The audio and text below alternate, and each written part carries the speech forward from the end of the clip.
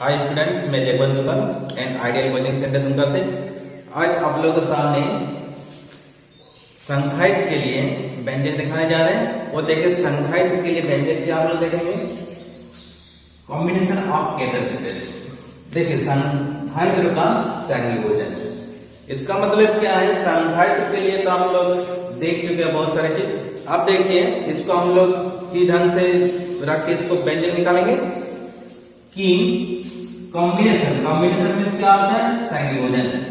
अब देखिए संधायित का संयोजन कितने प्रकार के होते हैं। ये देखिए साधारणतः यहाँ पर इस टॉपिक में हम लोग दो तरह का पढ़ेंगे, एक श्रेणी क्रम, एक समानांतर क्रम। समानांतर क्रम को क्या बोलते हैं कि पार्श्व क्रम। अब देखिए पहला क्या है, संधायित का श्रेणी क्रम संयोजन, सीरीज कॉम्बिनेशन ऑफ कैपेसिटर्स। दूसरा हम लोग क्या पढ़ेंगे, पैरेलल कॉम्बिनेशन ऑफ कैपेसिटर्स, जिसको हम हिंदी में क्या बोलते हैं, संधायित का पार्श्व क्रम या समांतर क्रम संयोजन। तो सबसे पहले देखते हैं हम लोग श्रेणी क्रम संयोजन। तो चलिए देखते हैं सबसे पहले श्रेणी क्रम संयोजन, ये वाला ऊपर वाला सीरीज कॉम्बिनेशन ऑफ कैपेसिटर्स। देखिए संधायित का श्रेणी क्रम संयोजन में हम किस प्रकार इसको डील करेंगे। सबसे पहले देखना होगा डायग्राम। तो देखिए श्रेणी क्रम संयोजन क्या है कि जब दो या दो से अधिक संधायित्र एक दूसरे के श्रेणी में व्यवस्थित रहेगा, तो इस संयोजन को हम लोग संधायित्र का श्रेणी क्रम संयोजन कहा जाता है। तो देखिए सबसे पहले इसको किस रूप में लिखेंगे। चलिए संधायित्र का डायग्राम हम लोग देख चुके हैं। तो संधायित्र हम लोग किस क्रम में जोड़ेंगे इसको, तो ये जो संधायित्र है इसको श्रेणी क्रम में जोड़ेंगे। तो देखिए श्रेणी क्रम कैसे हम लोग लिखेंगे। संधायित्र में क्या होते हैं, दो गो प्लेट होते हैं। तो देखिए ये प्लेट है पॉजिटिव,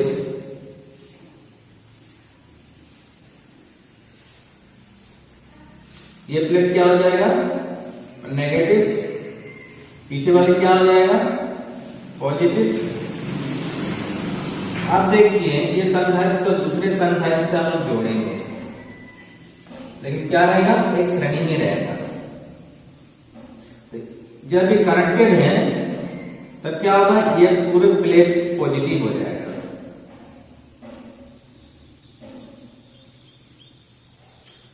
और यहां पर देखिए हवा है, तो क्या होगा, प्रेरण के कारण यहां पर आ जाएगा आपका नेगेटिव। फिर पीछे वाला पास क्या हो जाएगा, पॉजिटिव। फिर इसको तीसरा संधायित्र से हम लोग जोड़ेंगे, तो क्या होगा, देखिए ये कनेक्टेड है, ये हो जाएगा फुल्ली प्लेट पॉजिटिव। ये सामने वाला भाग क्या आ जाएगा, नेगेटिव। फिर ये हो जाएगा पॉजिटिव। तो पॉजिटिव प्लेट को हम क्या करेंगे, पृथ्वी से जोड़ देंगे। इधर हम लोग आवेश क्या दे रहे हैं, आवेश हम लोग दे रहे हैं क्यू। आवेश क्या दे रहे हैं, क्यू। अब देखिए ये पहला संधायित्र, ये दूसरा, या तीसरा, तीन को संधायित्र हम लोग कनेक्ट कर दिया। तीन को संधायित्र हम लोग कनेक्ट कर दिए एक श्रेणी क्रम में। तो इसी संयोजन को हम लोग क्या बोलते हैं, संधायित्र का श्रेणी क्रम संयोजन।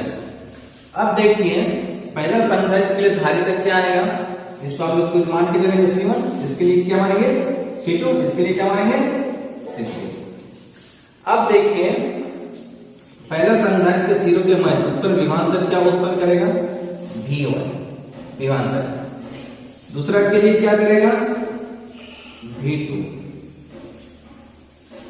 तीसरा के लिए क्या करेगा, V3। अब देखिए इस संयोजन की कुल विभवांतर क्या लेंगे हम लोग, V, जो कि इसमें विभवांतर जुड़ता है। ध्यान रखिएगा कि श्रेणी क्रम संयोजन में विभवांतर जुड़ता है, V1 V2 V3 जुड़ेगा। तो कुल जो विभवांतर आएगा उस विभवांतर का हम लोग क्या लिए, V। लेकिन समांतर क्रम संयोजन में विभवांतर जुड़ेगा नहीं, और विभवांतर कांस्टेंट रहता है, एक ही को विभवांतर बताएगा। और जितने सारे हम लोग समांतर क्रम में कनेक्ट कर देंगे, विभवांतर वो जुड़ेगा नहीं, ध्यान यही रहेगा। पहला बात तो श्रेणी क्रम और समांतर क्रम में डिफरेंस है ही, और कुछ नहीं। अब देखिए इसका परिभाषा हम लोग क्या देंगे। सबसे पहले देना होगा कि संघात का श्रेणी क्रम संयोजन क्या है।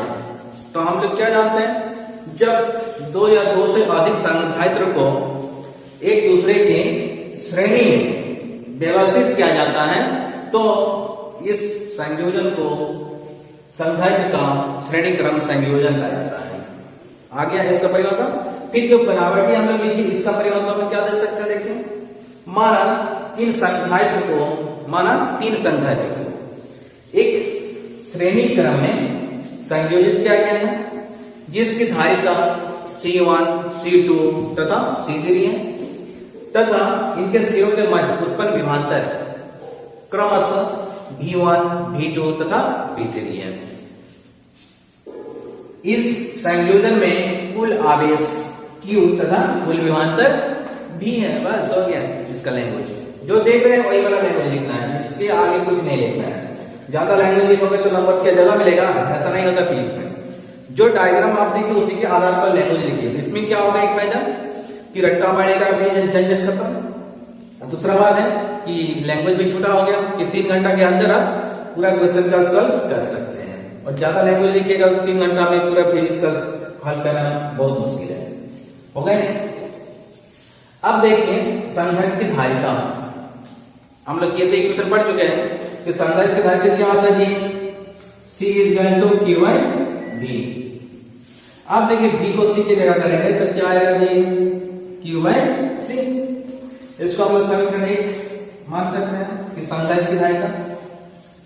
अब देखिए प्रथम संघायत्र के लिए अगर हम लोग विचार करेंगे, प्रथम संघायत्र के लिए इस इक्वेशन के सहारे तो क्या होगा, प्रथम संघायत्र के लिए V1 देख रहे ना, V1 इसलिए क्या होगा, Q तो Q रहेगा। उसके बाद क्या होगा, C1 है, देखिए पहला के लिए क्या है C1। इसको समीकरण हम लोग क्या करेंगे, 2। फिर हम लोग क्या लिखेंगे, द्वितीय संघायत्र के लिए तो क्या होगा, V2 बराबर क्या होगा, Q/C2। इसको हम लोग समीकरण क्या कर देंगे, फिर तृतीय संघायत्र के लिए इसी के आधार पर लिखिए इक्वेशन, जैसा हम लोग लोअर क्लास में पढ़ चुके हैं, 10th क्लास में भी था ये। V3 इक्वल टू क्या है, Q/C3। इसको समीकरण 4 में आप क्या करेंगे, इस संयोजन में कुल विभवांतर, इस संयोजन में कुल विभवांतर तो क्या होगा, कुल विभवांतर जब हम क्या बोलेंगे V बराबर 0 को 8 कर देंगे, जो कि श्रेणी क्रम संयोजन में विभवांतर जोड़ता है, लेकिन समांतर क्रम संयोजन में विभवांतर जोड़ता नहीं है। यही पॉइंट ध्यान रखिएगा। आप देखिए कुल विभवांतर बराबर क्या लिख सकते हैं, V बराबर V1 plus V2 plus V3।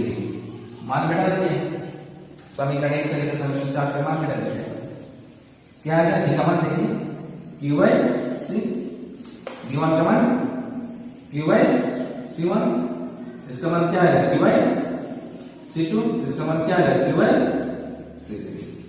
अब देखो मान क्या आएगा, ऊपर में Q आएगा तो क्या आएगा Q/C 1/C1 plus 1/C2 plus 1/C3। यहां पर हम लोग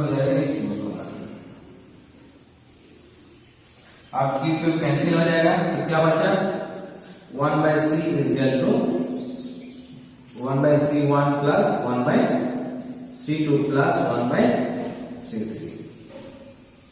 ये हो गया मेरा व्यंजक, ये आ गया मेरा श्रेणी क्रम संयोजन का व्यंजक। अब देखिए ये 3 को संख्याएं मान ली, अगर बहुत सारे रहेगा तो हम लोग व्यंजक क्या रखेंगे, अगर मान लेते हैं n टर्म का रहेगा, 10 को 20 को 30 को हम लोग संख्याएं कनेक्ट कर दिया, जोड़ दिए, तो उसके लिए व्यंजक क्या आ जाएगा, तो देखिए n संख्याएं, इसका मतलब n नंबर कुछ भी हो सकता है, तब उसके लिए देखिए n संख्याएं के लिए हम लोग क्या लिख सकते हैं, n संख्याएं के लिए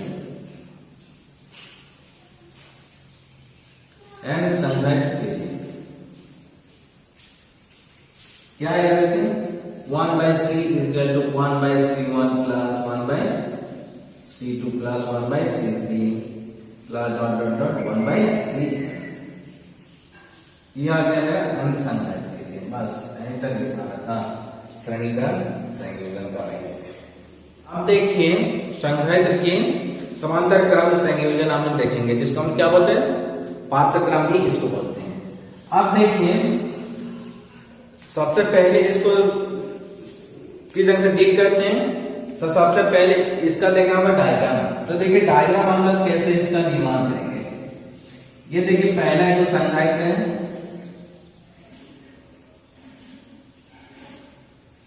यह है नेगेटिव प्लेट।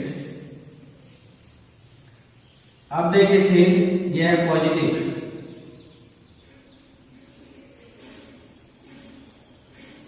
लेकिन यह है नेगेटिव प्लेट। फिर यह है पॉजिटिव, फिर यह है नेगेटिव।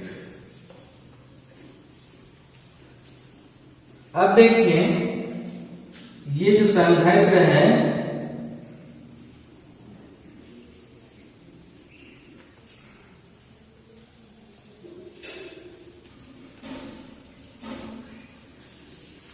तीन को संघात को पहला प्लेट, जो संघात का पहला प्लेट है उसको एक बिंदु से हम लोग कनेक्ट कर दिया।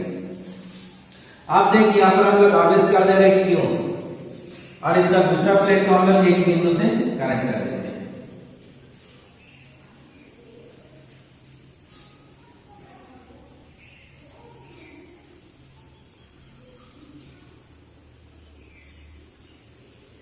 अब क्या होगा,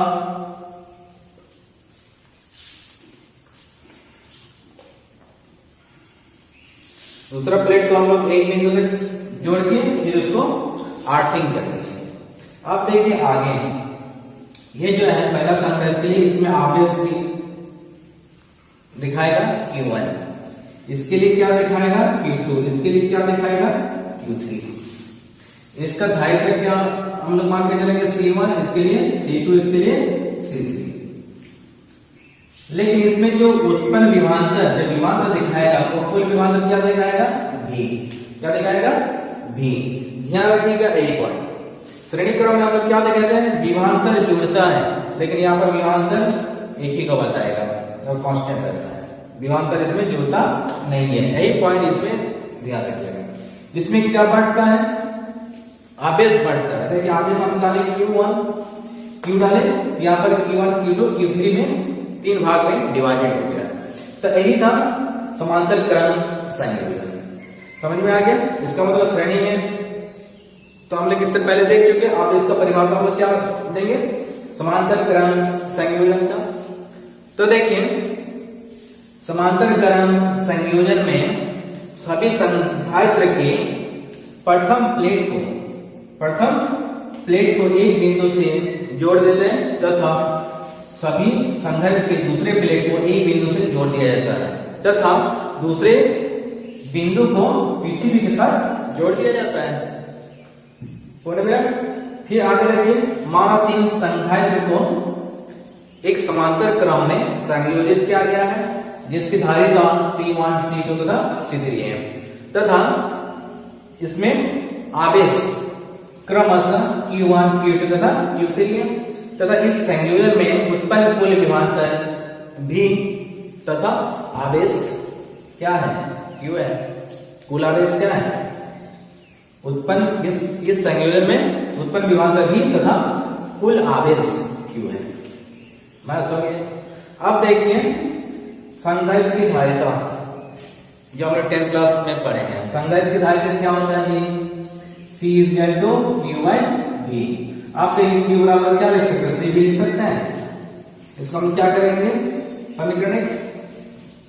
अब प्रथम संधारित्र के लिए अगर देखेंगे तो क्या आएगा, बोले तो क्या आएगा, Q1 is equal to C1V, समीकरण 2। द्वितीय संधारित्र के लिए देखेंगे Q2 बराबर क्या होगा, C2V, यह समीकरण 3। तीसरी संधारित्र के लिए देखेंगे Q3 बराबर क्या आएगा, C3V। भी, ये क्वेश्चन 4 करते हैं। अब हम लोग क्या देखेंगे कि इस संयोजन में कुल आवेश क्या है, क्यू है। तो इस संयोजन में कुल आवेश Q बराबर हम लोग क्या लिख सकते हैं जी, Q1 plus Q2 plus Q3। तीनों आवेश को क्या करेंगे, जोड़ कर देंगे तो मेरा कुल आवेश आ जाएगा। अब देखिए आगे मान बढ़ाइए, समीकरण से 4 तक मान बढ़ाइए। तो Q का मान क्या है बोलिए, CV, क्या है CV। Q1 का मान बोलिए C1B, इसका मान बोलिए C2B, Q3 का मान बोलिए C3B। अब देखो कॉमन क्या आएगा, कॉमन आएगा V, तो क्या आएगा CV equal to V common ले लिया तो क्या बनेगा C1 plus C2 plus C3, ये भी कैंसिल तो मेरा क्या बनेगा C बराबर C1 plus C2 plus C3, ये आ गया मेरा व्यंजक। ये तीन को संधारित्र के लिए हम लोग व्यंजक दिखा दिए। अगर तीन के बदले बहुत सारे रहेगा तो उसको हम लोग क्या बोलते हैं, n संधारित्र। n संधारित्र के लिए क्या आएगा, जब n संधारित्र के लिए हम देखेंगे, n संधारित्र के लिए n संधारित्र में कुछ भी हो सकता है। इसका मतलब जैसे 10th क्लास में हम लोग पढ़े थे समांतर श्रेणी, तो उसमें क्या था 1 से 100 तक जोड़, तो उसमें हम लोग कैसे लिखते थे 1 plus 2 plus 3 dot dot dot dot plus 100। इसका मतलब डॉट डॉट डॉट, तो उसी के आधार पर हम लोग यहाँ पर भी लिखेंगे इसका व्यंजन। जब यहाँ पर 3 के बदले वहां से 10 हो रहेगा तो 10 को जब व्यंजन लिखते चलेंगे तो बहुत लंबा हो जाएगा। तो उसको लिखने का ढंग क्या होता है, जैसे आप लोग 10th क्लास में पढ़ चुके समांतर श्रेणी, जो उसका जो लिखने का ढंग था बस, तो क्या आएगा C बराबर C1 plus C2 plus C3, क्या करेंगे dot dot dot dot plus CN, यह आ गया मेरा n संधारित्र के लिए। तो यही हो गया मेरा प्रूफ। तो इतना दिखाना था, तो समझ में आ गया। ये 12 क्लास में हम लोग पढ़े हैं, ये कहां पर आप लोग पढ़े थे 10th क्लास में। 10th क्लास में ये था संधारित्र का श्रेणी क्रम संयोजन और समांतर क्रम संयोजन, और 10th क्लास में वेरी वेरी इंपॉर्टेंट था। लेकिन ध्यान से देखिए, ये व्यंजक से देखिए 12th क्लास में सवाल कहां से पूछता है, इसके आधार पर न्यूमेरिकल आता है। तो इसके आगे हम बताएंगे इसका न्यूमेरिकल, ये व्यंजक के सहारे कैसे इसका न्यूमेरिकल बनता है। तो चलिए दोनों व्यंजक दिखाते हैं।